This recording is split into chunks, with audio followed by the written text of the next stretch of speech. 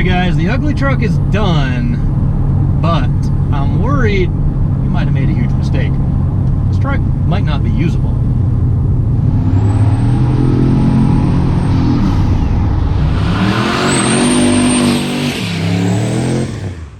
So I had to go back and double check and see when the last time I actually uploaded a video about the ugly truck was, but a lot has happened since then, so I wanted to take a quick second and catch up and show you guys kind of what's going on. Where we left things last with the ugly truck project, in terms of video content, we had just barely fired up the engine for the first time.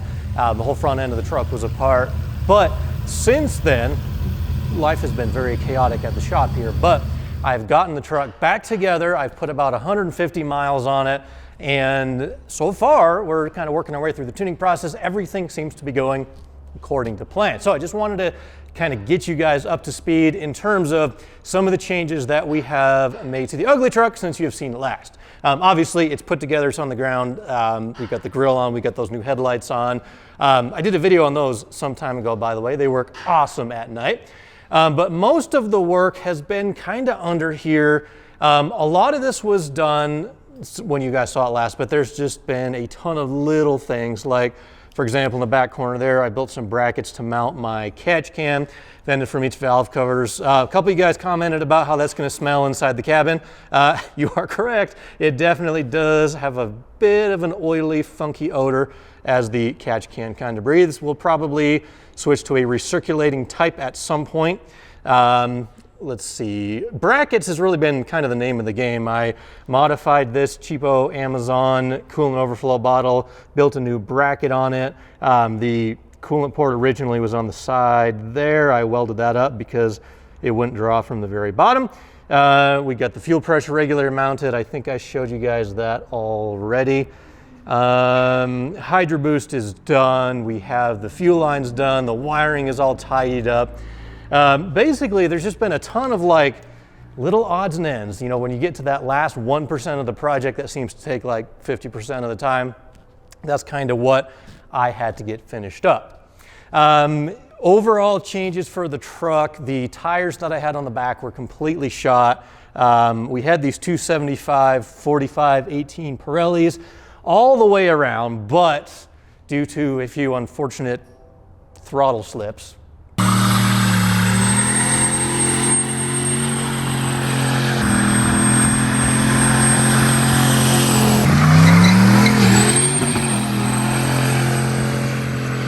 the rear tires basically only lasted about 1,000 miles. So temporarily, I found a used set. These are just 265 60s. They just have enough tread to kind of get me through some test miles. I think ultimately I want to get for the street setup, I found, I think, a 295 45. That'll fit and look pretty decent on the back here. Of course, we have our let's see, we have the ET Street R's for when we go to the track. Those hook up pretty decent, but realistically, we have created something here that is what I would say nonsensical, or just, it's kind of silly, because we have a pretty big engine here, 496 cubic inches. We have a fairly large turbo, 80 millimeter. And on low boost, right now I'm just on wastegate pressure. The boost controller, even though it's manual, is turned all the way down. We only can make, or only, I should say, the minimum boost that we make right now is 15 pounds, which is just, it's nonsense on the street. Like, this truck is, like, you don't even have to try to spin the tires. This truck is just absurd, but we'll show you some of that in just a second here. But like I said, just want to get you guys caught up in terms of some of the stuff that I had to finish up. So the truck's running good. We're on a flex fuel tune-up. In summary, the changes that we made this summer, engine came out, completely resealed it. We checked the ring gap and opened them up ever so slightly. It's got a little bit bigger cam, better valve springs, roller rockers, hardened push rods. Basically just a few simple upgrades. Ported the intake, but the same turbo as before, same transmission, same converter, same rear gear. And now it's just kind of painted up. It looks nicer under the hood, and it will theoretically make a little bit more power due to some of those airflow changes we made. And the flex fuel tune-up, that's just nice because This thing drinks a lot of fuel, and if you can't find an E85 fuel station, you can put, 91 is the best we can get around here, but you can put whatever pump gas you find in it. It'll adjust the timing accordingly. You don't have to manually change the stoic ratio. So anyway, that's the UglyTruck. Let's go for a drive.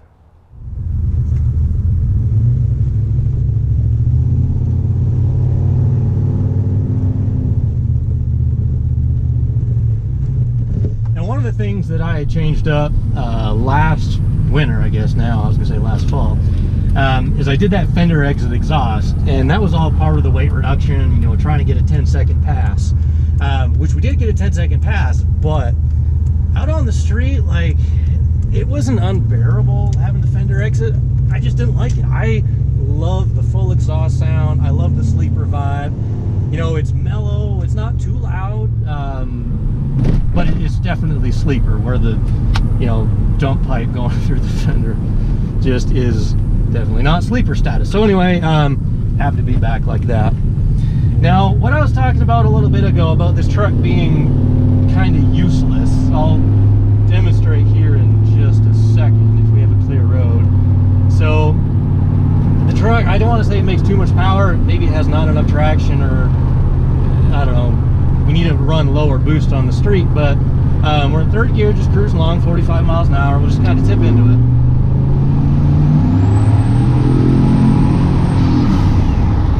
It'll do that all day, like as long as you want it to. And let's see, I'll check the log and see how much throttle that took. It definitely didn't feel like it took all of it. But if you're not on your toes, if you're not prepared for that, this truck, it'll get your attention quick. But anyway, it's fun. Like, it puts a smile on my face every time. It's a blast to drive. I love the torque that this thing makes. I love just right here. This is the perfect zone. 2100 RPM cruising. I just love that mellow exhaust note. Other than the slight traction problems, I don't have any complaints about this truck whatsoever. It is just, it's so much fun.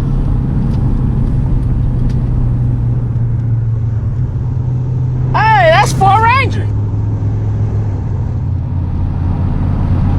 So one of the things I'm doing on this drive is just taking a data log.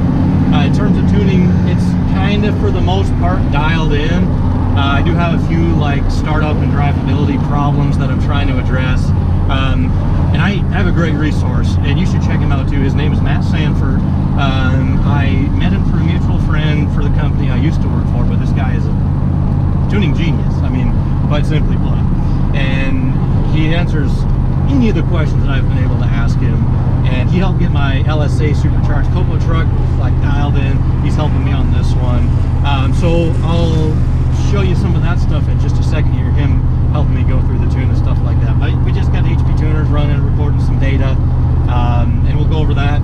Hopefully make this thing start up just a little bit easier. But as far as the tuning has gone on this so far, wide open throttle, drivability seems to be kind of on the money.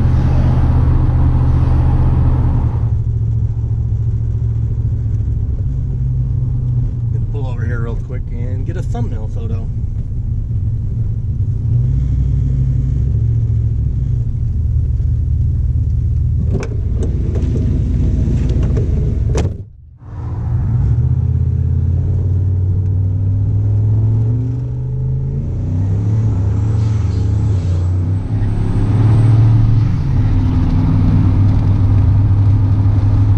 Much fun as this thing is, I can't help but wonder how it would do if I actually made this one all-wheel drive. Because my plan all along was to convert this truck to four-wheel drive, but then I got the big block and the chassis and all the other parts, so I kind of decided to make like two trucks. Have the UglyTruck two-wheel drive and the four-wheel drive drag truck. But I don't know, if this were like all-wheel drive like the Copo truck was, it would be a lot of fun. Not as much fun as big smoky rolling burnouts, but a lot of fun.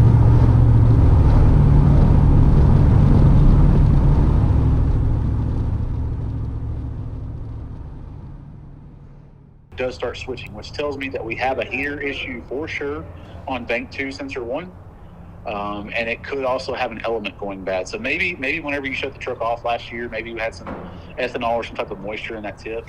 and cause an issue. But that's the first one I'm seeing, and that could be some of the short-term fuel trim issue. Okay.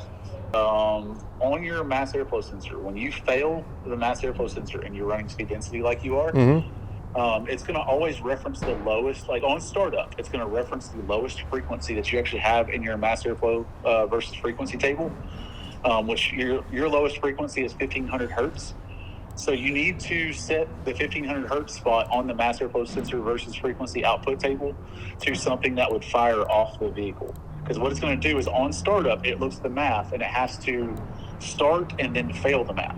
So you have to have the fuel there to actually get it to fire off. Okay. So if you want to set it up, I was looking through your idle. It looks like you can set it up to like 16.5 grams per second, and that should get the truck to start up better.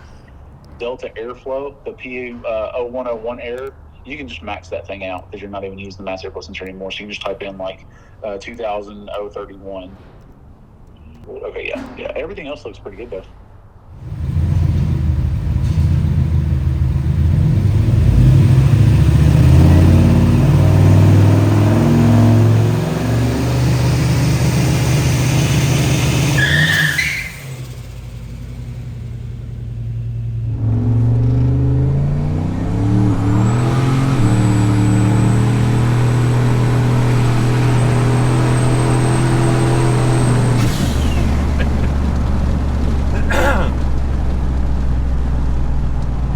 So as far as plans going forward with the old ugly truck, got a little bit of tune-up work to do, of course. We'll keep messing with that. I have, as long as the weather holds out, I do have a track day 2 Fridays from today. I have a goal to run a 9-second quarter. I don't know if we're going to quite make it this year or not, but that's the goal we are still shooting for. Hopefully all the changes we've made this summer will give us the horsepower that we need to do that. I'd love to run a 9, even if it's like 9.999. As long as that first digit of the time slip is a 9, that would be great. But anyway, that's pretty much the update on the ugly truck. I apologize, things have been really slow behind the scenes in terms of, you know, progress and videos and all that good stuff. But life is good. Life is extremely busy, but I can't complain. So thank you guys so much. I appreciate it. Come back soon. We'll be racing at some point.